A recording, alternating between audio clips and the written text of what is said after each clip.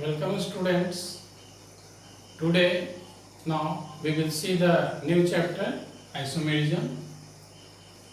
हम लोग जानते हैं कि ऑर्गेनिक कंपाउंड की बहुत ज़्यादा large number of organic compound exist करता है. उनके बहुत सारे फैक्टर्स हैं. उसमें एक फैक्टर ये भी है आइसोमेरिज्म, जिसके कारण organic compounds forms a large number of millions of organic compounds. So now we will see today what is isomerism and how many types of it. Isomerism, the definition here, organic compounds having the same molecular formula but differ in physical and chemical properties are called isomers, and the phenomenon involved is called isomerism. Isomerism is mainly of two types: a structural isomerism and a stereoisomerism. We will discuss today about the structural isomerism. What is a structural isomerism? Actually word यहाँ पे बता रहा है कि structure में difference होने से ये आइसोमेरिज्म डेवलप होता है due to difference in structure. This isomerism of following types: number 1 chain और nuclear isomerism, position isomerism, functional isomerism, metamerism and tautomerism. Now students, we will see one by one the different structural isomerism. Chain isomerism or nuclear isomerism. Chain isomerism develops due to difference in the nature of carbon chain. Due to difference in nature of carbon chain. Carbon chain का nature के कारण chain isomerism develop होता है. Carbon chain का nature क्या हो गया?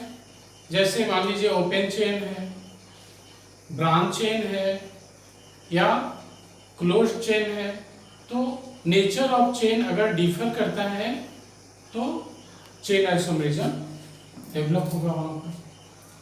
यहाँ पे एक नोट करेंगे, इसमें फंक्शनल ग्रुप और class of compound remains unchanged रहेगा. Functional group and class of compound remains unchanged. It means कि अगर हमारे पास ऑर्गेनिक कंपाउंड में फंक्शनल ग्रुप अगर OH है तो OH रहेगा, फंक्शनल ग्रुप चेंज नहीं होगा. और क्लास ऑफ कंपाउंड का मतलब है कि अगर एलिसाइक्लिक कंपाउंड है, अगर क्लोज चेन है तो क्लोज चेन ही बनेगा, अगर ओपन चेन है तो ओपन चेन बनेगा. फॉर एग्जाम्पल इसे हम देखते हैं. मान लीजिए हम एग्जाम्पल लेते हैं C4H10. This is butane. इसका आइसोमर बनेगा. कौन सा आइसोमर बनेगा देखते हैं. ये हो गया normal butane,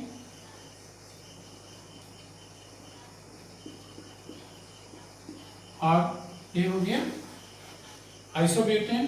this is normal butane और ये हो गया आइसोब्यूटेन. तो एक ब्यूटेन फॉर्मूला एक ही है, मॉलिक्यूलर फॉर्मूला एक ही है, लेकिन स्ट्रक्चर बदल गया, चेन का नेचर बदल गया. ये स्ट्रेट चेन है और ये ब्रांच चेन हो गया. तो इस तरह का जो आइसोमर फॉर्म करेगा उसको बोलेंगे चेन आइसोमर्स। तो इसमें ये हो गया हमारा straight chain and this is branch chain.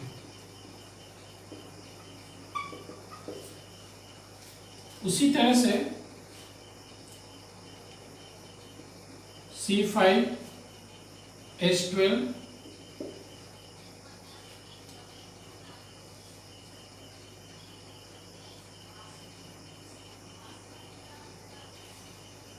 Normal pentane,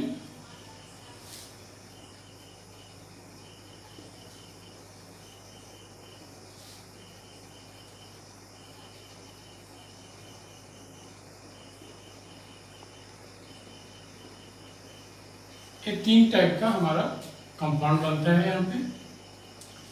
this is neopentane, this is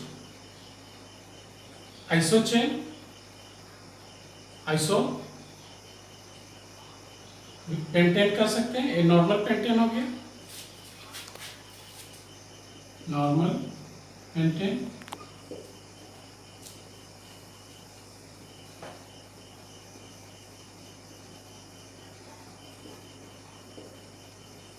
neopentane.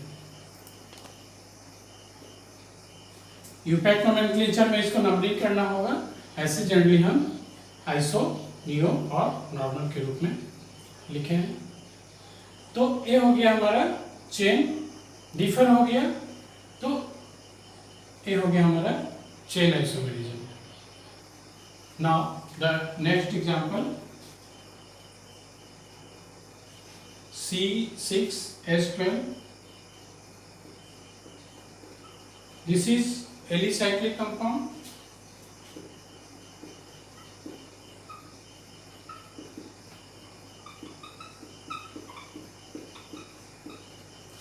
ये है साइक्लोहेक्सेन। तो एलिसाइक्लिक कंपाउंड है, तो स्टूडेंट्स हमारा जो आइसोमर्स होगा वो एलिसाइक्लिक कंपाउंड ही होगा, क्योंकि class of compound remains unchange, जो है क्लास वही रहता है। तो इसमें कितने आइसोमर्स बनेंगे?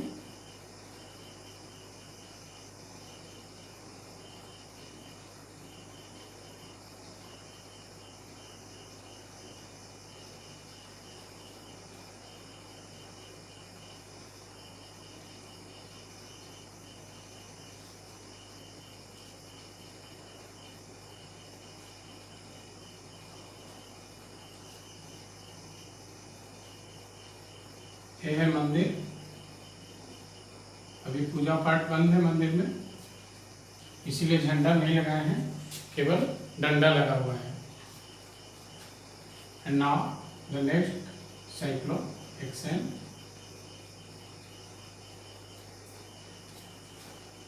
ये सभी का फॉर्मूला है C6H12, but they differ in their structure.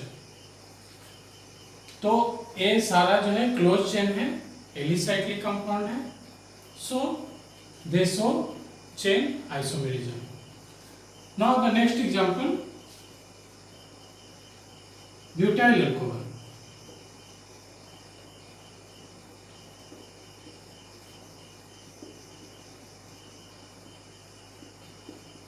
This one the structure butyl alcohol. अब इनके आइसोमर्स डिफरेंट टाइप के बनेंगे। कौन कौन आइसोमर्स बनेंगे इनका?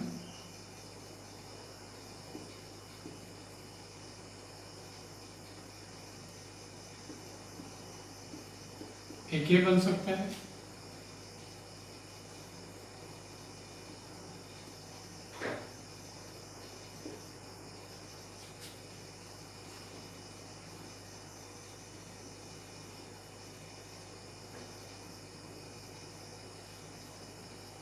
एक ये बन सकता है,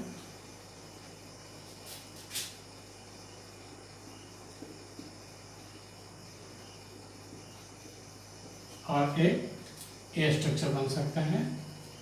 सभी जो है C4H9OH है सभी में। तो इसमें कौन सा स्ट्रक्चर चेन आइसोमेरिज्म शो करेगा इन तीनों में? तो देखिए ये जो OH ग्रुप है वो 1 नंबर कार्बन पे है और यहाँ पर भी OH ग्रुप जो है वो 1 नंबर कार्बन एटम पे है। तो ये सही है, फंक्शनल ग्रुप का पोजीशन चेंज नहीं होना चाहिए, क्योंकि फंक्शनल ग्रुप सेम है, ठीक है, परंतु पोजीशन भी उनका सेम है। अगर पोजीशन डिफर हो जाएगा तो पोजीशन आइसोमेरिज्म में आएगा, जिसे हम लोग नेक्स्ट में पढ़ेंगे। और यहाँ देखिए ए है 1 2 3 4, सेकेंड कार्बन एटम पे OH आया है तो position of OH here change, so a show नहीं करेगा चेन आइसोमर, पोजीशन चेंज नहीं होना चाहिए। और यहाँ भी अगर हम काउंटिंग करते हैं तो हमारा लॉन्गेस्ट चेन है 1 2 3, तो 2 पे OH आएगा तो ए भी चेन आइसोमर शो नहीं करेगा। So only this structure shows the chain isomer. Next student, number 2, position isomerism. Position isomerism develop होता है due to differing in position of the functional group. अगर फंक्शनल ग्रुप का position बदल जाए तो position isomer develop होता है due to differ in position of functional group. तो इसे एग्जाम्पल के द्वारा हम देखते हैं। फॉर एग्जाम्पल,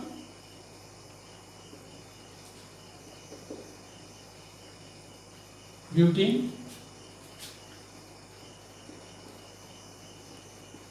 ये मान लीजिए 1 ब्यूटीन है, दिस इज ब्यूट 1 इन,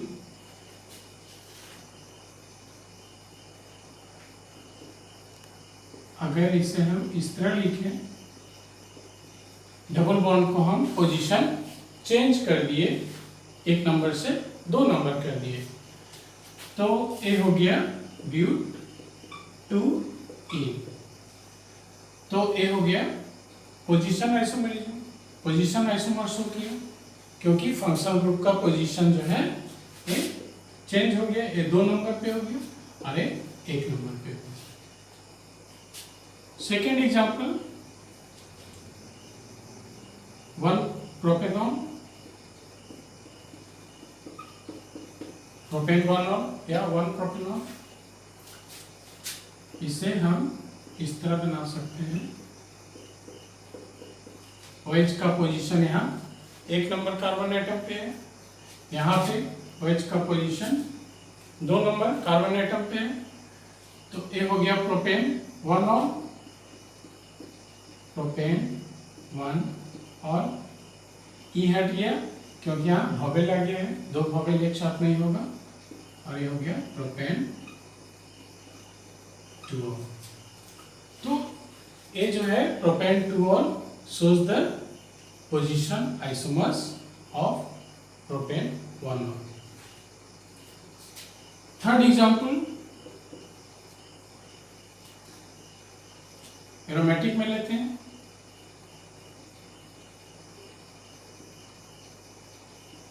ये है बेंजीन, दिस इज 1,2 डाइक्लोरोबेंजीन कर सकते हैं या ortho dichlorobenzene.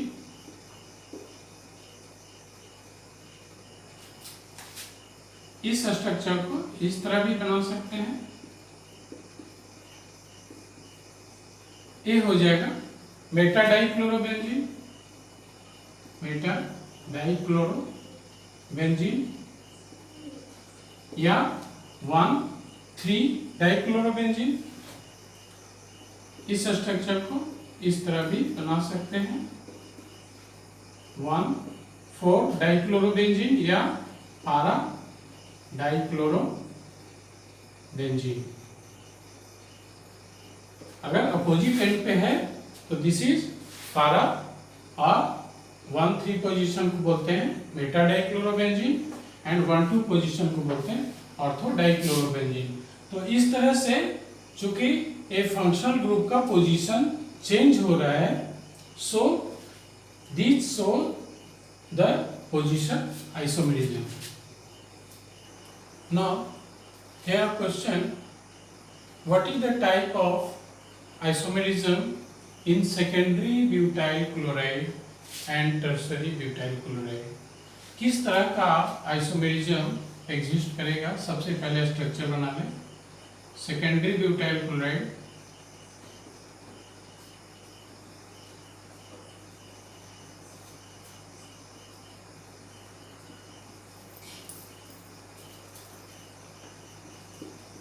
Secondary butyl chloride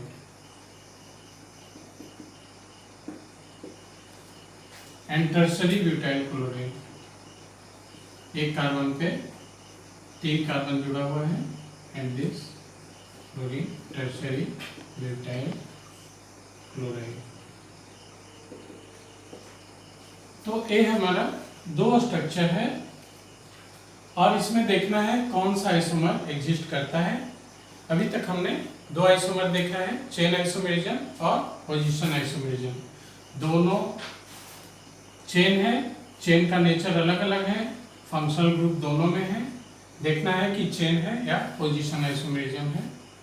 तो अगर हम इसको काउंटिंग करते हैं तो ये 2 नंबर पे यहाँ क्लोरीन है, और अगर यहाँ काउंटिंग करते हैं तो यहाँ भी लॉन्गेस्ट चेन में ये 2 नंबर पे क्लोरीन है.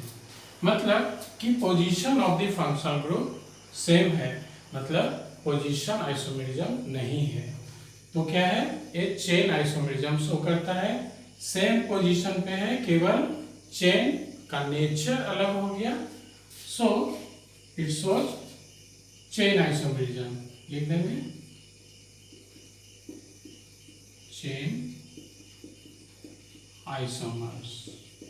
Okay students, now in the next video class we will discuss the remaining types of structural isomerism. तब तक के लिए bye students, thanks to all of you.